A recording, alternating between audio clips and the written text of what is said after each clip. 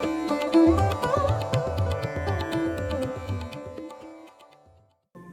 we ready?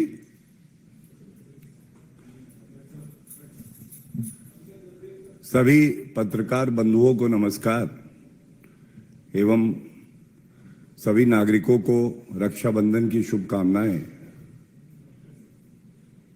जैसे हम लोग देखा पा रहे हैं, क्या आज की राजनीति बना दी गई है विपक्ष द्वारा। एक तरफ प्रधानमंत्री जी ने कहा है भ्रष्टाचार क्विट इंडिया, भ्रष्टाचार के खिलाफ कार्रवाई हो रही है। पूरा देश देख रहा है कि इंडिया में ईमानदार सरकार है और इसी से घमंडिया परेशान है।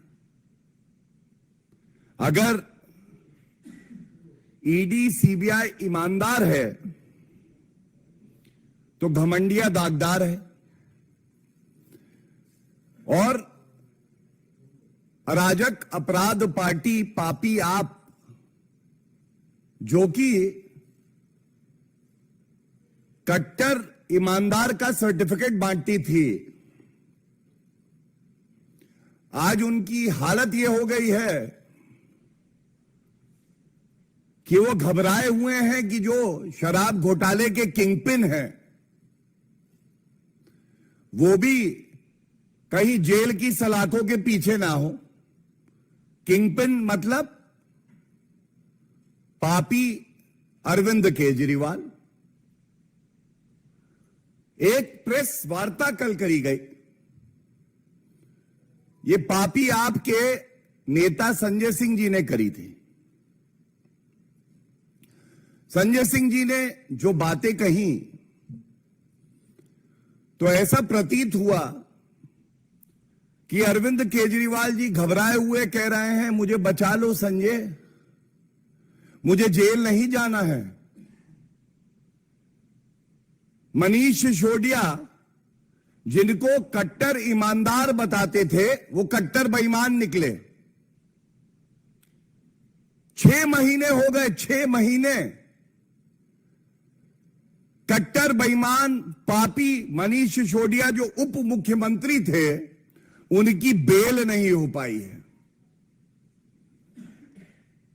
एक प्रकरण सामने आया जिसमें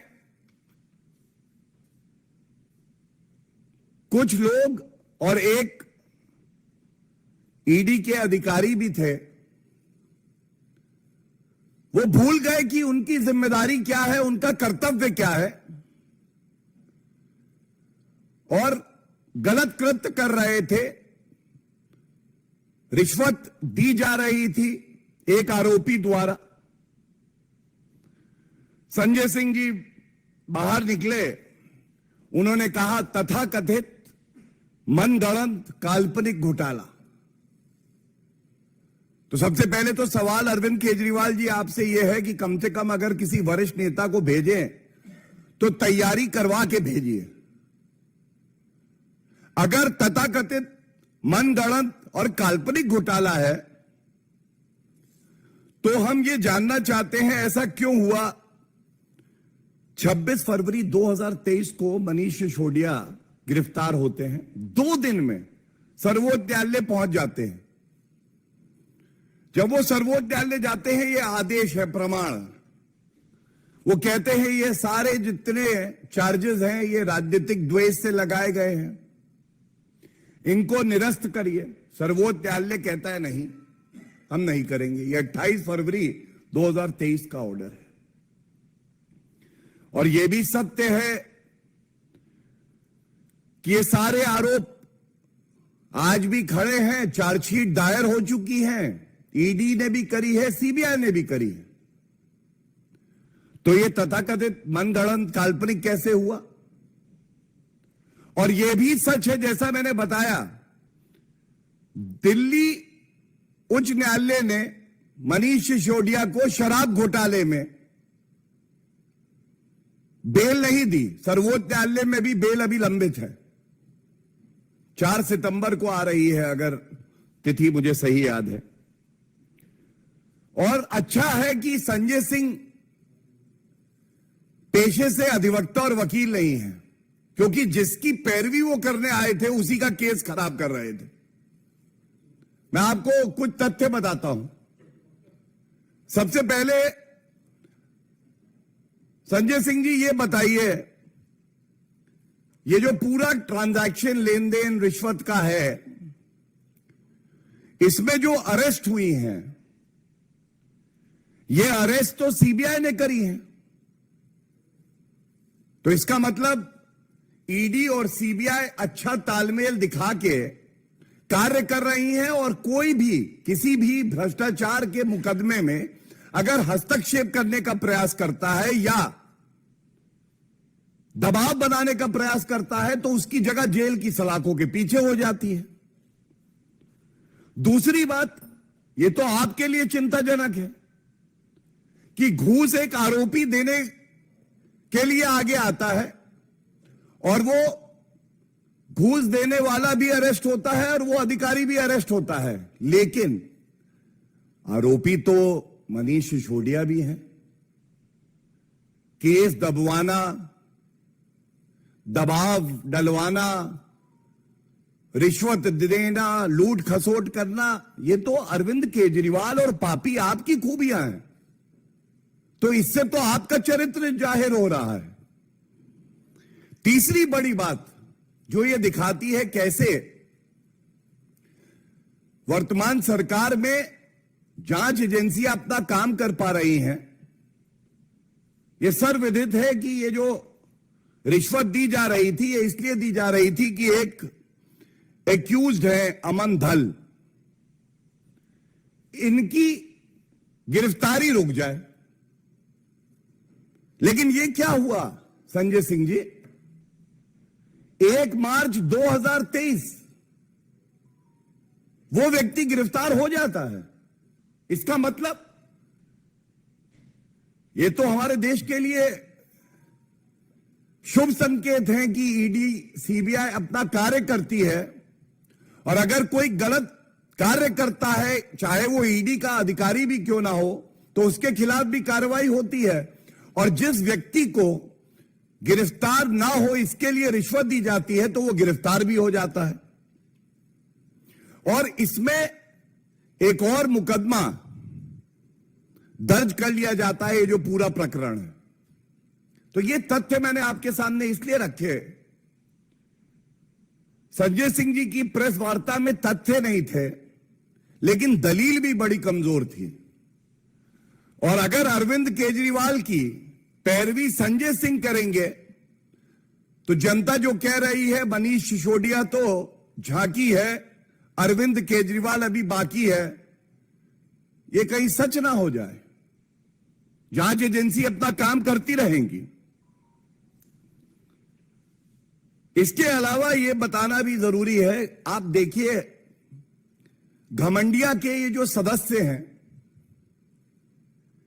इतने बड़े भ्रष्टाचारी हैं कि कल प्रेस वार्ता में कहा सिर्फ 2 करोड़ 14 लाख रुपए नगद, 1 करोड़ 90 लाख की ज्वेलरी यह बरामद हुई। सिर्फ एक तरफ देश की जनता है, ईमानदार सरकार है केंद्र में जो कहती है 1 रुपए की चोरी, 1 रुपए का भ्रष्टाचार जनता की गाड़ी कमाई से बहुत बड़ा अपराध है।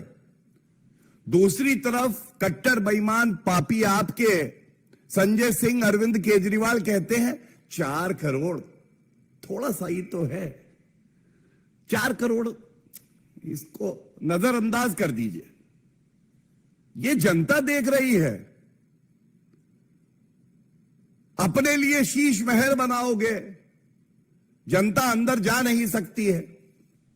और 4 करोड़ जब एक ईमानदार जांच एजेंसी कार्रवाई करती है, केवल इस प्रकरण में जब्त किए जाते हैं, तो आप कहते हैं केवल 4 करोड़ है। लेकिन इसके साथ यह भी जानकारी दे दे कि पढ़ाई लिखाई में संजय सिंह जी थोड़ा कम विश्वास रखते हैं। उनको यह जानकारी भी होनी चाहिए, ये जो आरोपी है चार्टर्ड अकाउंटेंट, इसमें 2 करोड़ 20 लाख नगद, करीब करीब 1 करोड़ 90 लाख की ज्वेलरी और साथ में 2 करोड़ 26 लाख रुपए जो बैंक अकाउंट में थे वो भी सीज किया गया। तो इसका जिक्र संजय सिंह जी करना भूल जाते हैं और आज ये सवाल इस मंच से पूछा जाना चाहिए।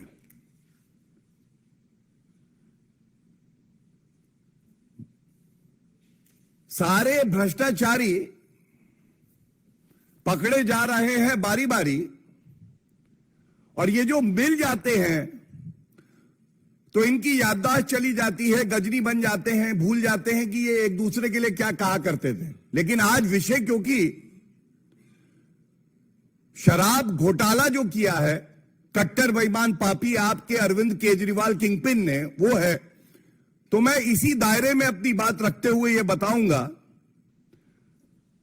ये कांग्रेस पार्टी के अध्यक्ष हैं दिल्ली इकाई के अनिल चौधरी जी। उन्होंने कहा था मनीष सिसोदिया की गिरफ्तारी का कांग्रेस ने किया स्वागत। अच्छा, तब भ्रष्टाचारी थे, तब ईडी ठीक काम कर रही थी, सीबीआई ठीक काम कर रही थी। आज आपका स्टैंड क्या है ये तो कृपया करके बता दीजिए। और इसके बाद 2 तथ्य मैं और रख दूं इस विषय पे जो बेहद अहम हैं। संजय सिंह जी, आपने बताया अपनी प्रेस वार्ता में conviction rate of ED is only 0.5%। आप फिर पढ़ाई लिखाई नहीं करके आए। अरविंद केजरीवाल जी ने क्या हाथ जोड़े कि मुझे बचा लो, आपने झूठ बोलना शुरू कर दिया। ईडी की वेबसाइट पे जाइए, conviction rate of ED as an investigating agency is higher than 90%, 90% से ऊपर है और आप 0.5% बता रहे हैं। आप ये क्यों नहीं बता रहे हैं कि ये सारी जितनी भ्रष्टाचारी पार्टियां एकजुट हुई हैं, ये सब 14 पार्टियां सर्वोच्च न्यायालय गई, यही सब बातें इन्होंने जांच एजेंसियों का मनोबल तोड़ने के लिए कही। ईडी सीबीआई का दुरुपयोग हो रहा है, राजनीतिक द्वेष से काम कर रही हैं। सर्वोच्च न्यायालय में तो आपकी आस्था होनी चाहिए अरविंद केजरीवाल जी। सर्वोच्च न्यायालय ने इनकी याचिका निरस्त कर दी। तो यह स्पष्ट दिखाता है कि जब सत्येंद्र जैन 15-16 महीने से पॉक्सो एक्यूज से जेल में मसाज करा रहे हैं और बेल नहीं हो रही, और कट्टर बेईमान पूर्व उप मुख्यमंत्री किसी समय में अरविंद केजरीवाल का दाहिना हाथ मनीष सिसोदिया, उसकी बेल नहीं हो रही 6 महीने से, और आप जांच एजेंसियों पे आरोप लगा रहे हैं। मैं तो आपको चुनौती देता हूं अरविंद केजरीवाल जी, तुरंत सर्वोच्च न्यायालय और उच्च न्यायालय जाइए। जैसा आपने कहा, 3 शब्दों का इस्तेमाल किया, तथाकथित घोटाला निरस्त कराइए, मनगढ़ंत घोटाला निरस्त कराइए, और काल्पनिक घोटाला है इसको भी निरस्त कराइए। अरविंद केजरीवाल जी बहुत घबराए हुए हैं, चिंतित हैं, व्यथित हैं। उनको यह लगता था वो भ्रष्टाचार करेंगे, शराब घोटाला करेंगे और कानून से वो ऊपर हैं, लेकिन अब कार्रवाई होगी और किसी को बख्शा नहीं जाएगा। और यह बात भी बड़ी जिम्मेदारी से कह दें, एक बड़ा संदेश गया है कि अगर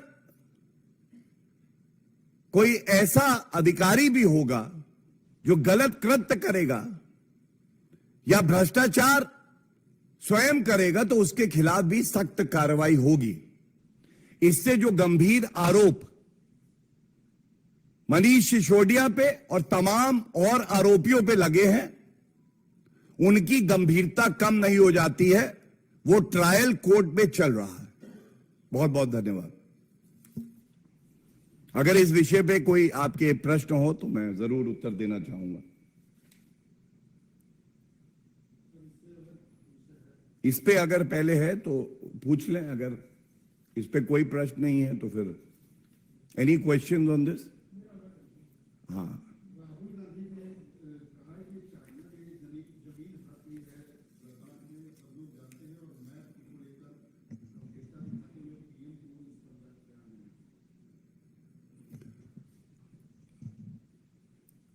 राहुल गांधी जी से एक नागरिक होने के नाते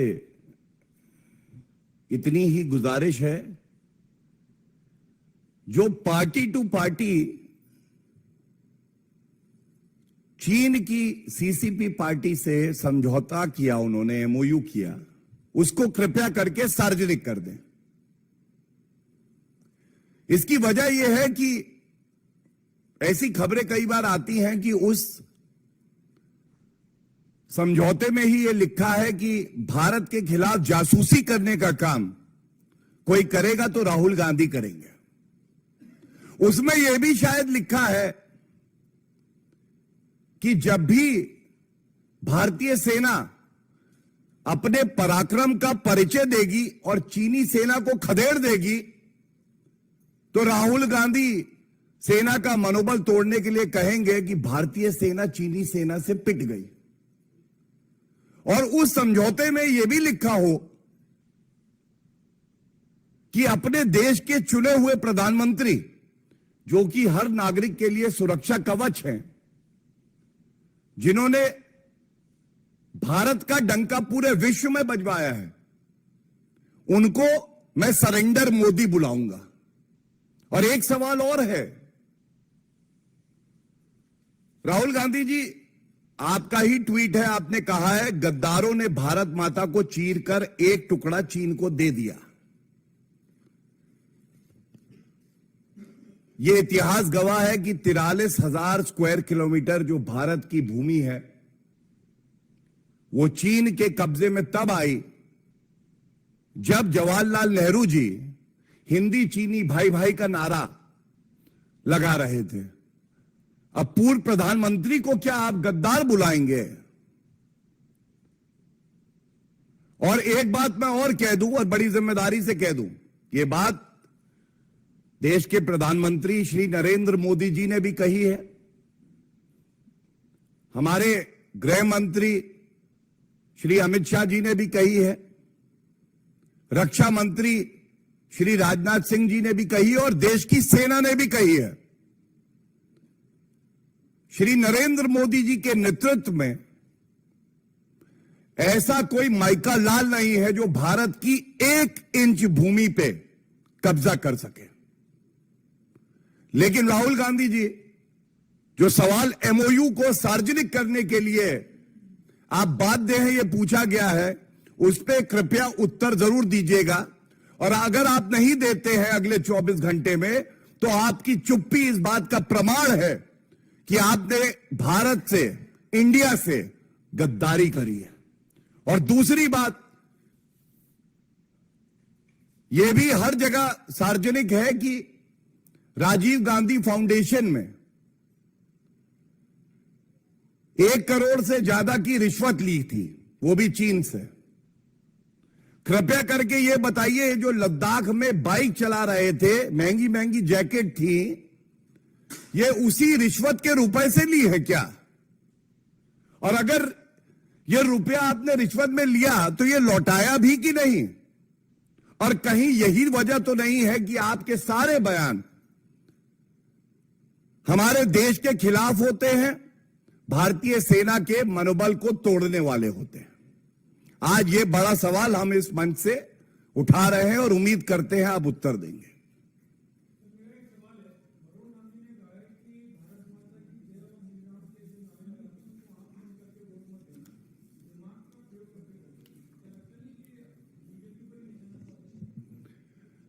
मैं इतना ही कहूंगा कि जो भारत के वोटर हैं वो बहुत समझदार हैं, उनका दिमाग भी खुला है, आंखें भी खुली हैं, कान भी खुले हैं और सही वक्त आने पे वो जवाब देना भी जानते हैं। 2024 के चुनाव ऐतिहासिक होंगे और ये यकीन है हमें कि पुनः भारत के प्रधानमंत्री श्री नरेंद्र मोदी जी होंगे, जनता उन्हें आशीर्वाद देगी और पूर्ण बहुमत की सरकार भारतीय जनता पार्टी की बनेगी।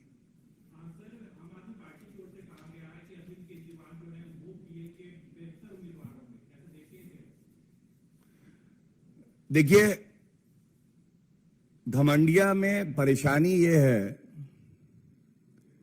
मिल बैठे हैं जुगनू सारे, ऐलान ये है आओ सूरज को हटाया जाए। और घमंडिया में एक और दिक्कत है, हर व्यक्ति मुंगेरी लाल के हसीन सपने देख के प्रधानमंत्री पद का उम्मीदवार तो है, लेकिन प्रधानमंत्री पद के अनुरूप उसकी योग्यता नहीं है। वहां अलग अलग कॉम्बिनेशन है। अगर आप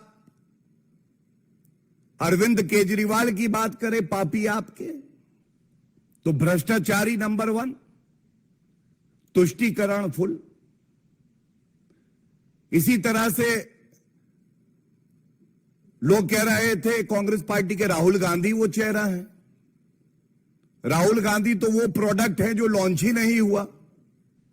वंशवादी राहुल गांधी, बेल पे बाहर भ्रष्टाचारी राहुल गांधी, तुष्टीकरण और चुनावी हिंदू बन जाना नंबर 1। इसी तरह से ये सारे जो दोष हैं आपको घमंडिया के हर नेता में मिल जाएंगे, लेकिन जनता ने मन बना लिया है। जनता जो है वो भारतीय जनता पार्टी और एनडीए के साथ है, श्री नरेंद्र मोदी जी को आशीर्वाद देगी और पुनः 303 सीटों से ज्यादा भाजपा की अकेले आएंगे।